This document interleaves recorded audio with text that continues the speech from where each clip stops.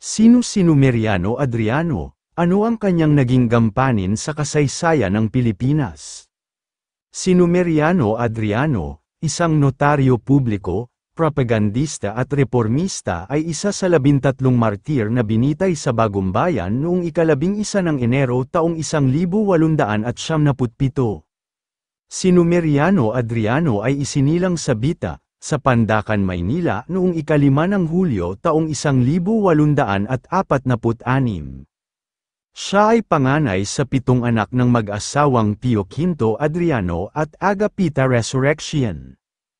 Hindi natukoy kung saan at kung kailan siya nakapag-aral ng elementarya at sekundarya maliban lamang sa impormasyon na siya ay nakapag-kolehiyo sa Universidad ng Santo Tomas, ngunit hindi rin natukoy kung anong kurso ang kanyang kinuha rito at kung nakapagtapos siya.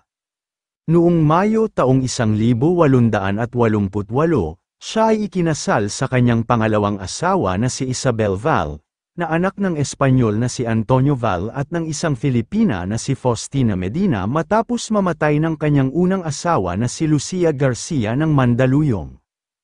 Upang may taguyod ang binubuong pamilya, nag-umpisa siyang magtrabaho bilang isang eskribano ng ikatlong sangay ng unang dulugan sa Maynila sa ilalim ng pamahalaang kolonyal ng Espanya sa loob ng 20 taon.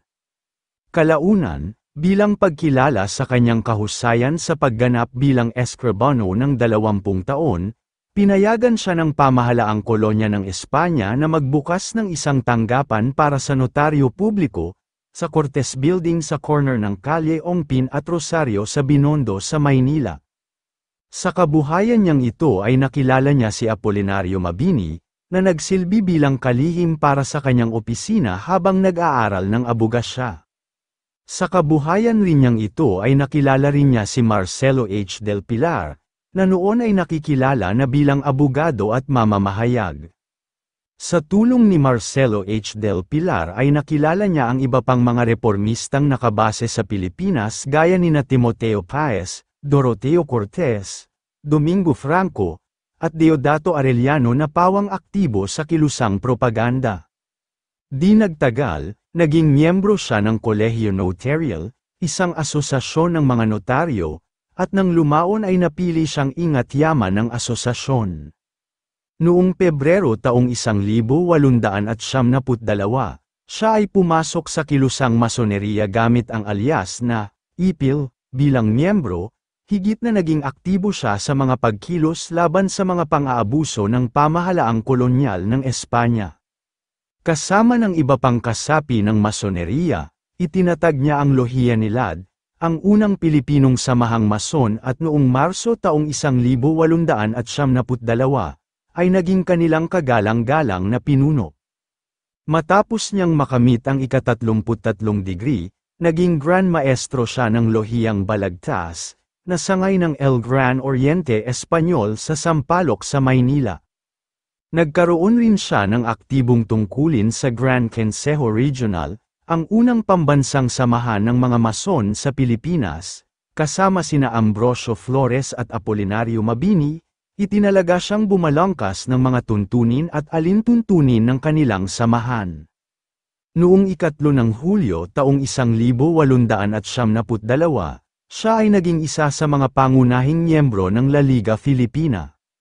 Matapos ipatapon si Rizal sa Dapitan noong 1893, ang La Liga Filipina ay tuluyang nabuwag.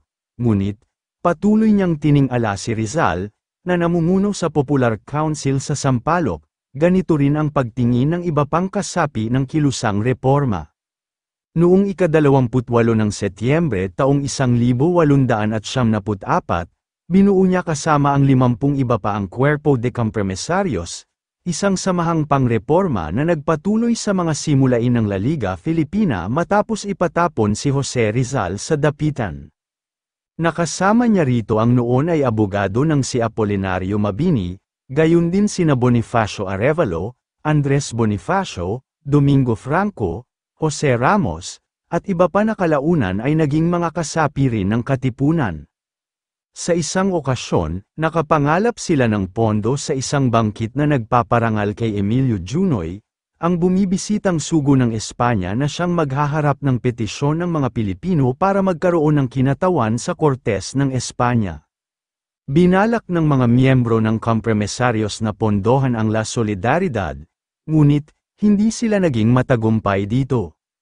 Noong mga taong 1895, nagsimulang pag-alinlanganan ang bisa ng La Solidaridad at ang kabuuang pagsisikap para sa pagbabago ng kilusang propaganda. Dalawang pananaw ang nabuo.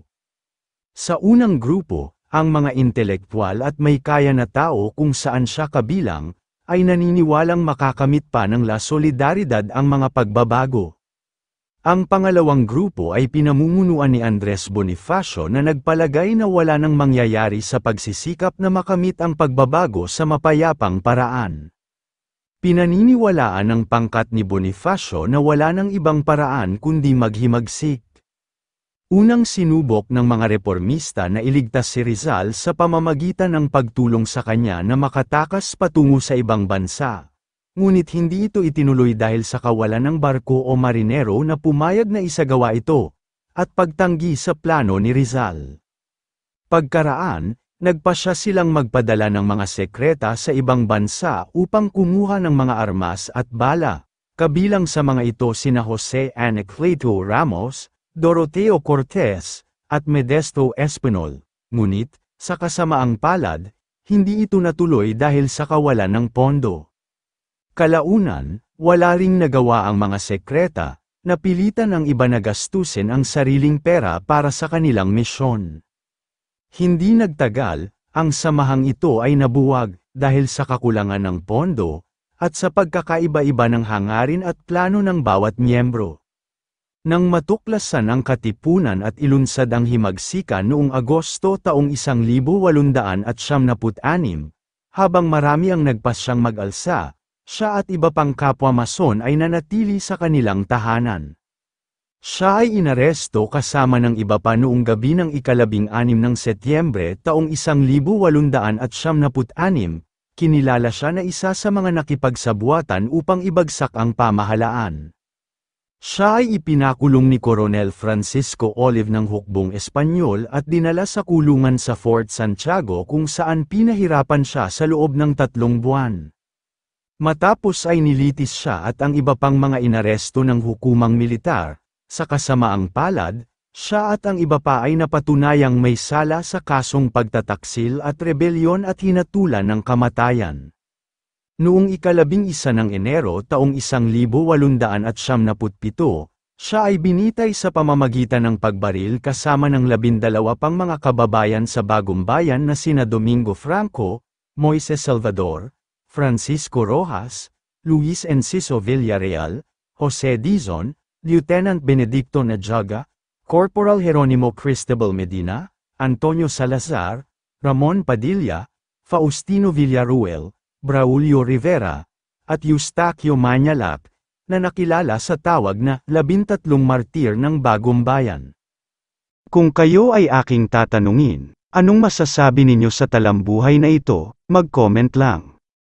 So, ayun lamang ang talambuhay natin ngayong araw, sana ay may natutunan kayo.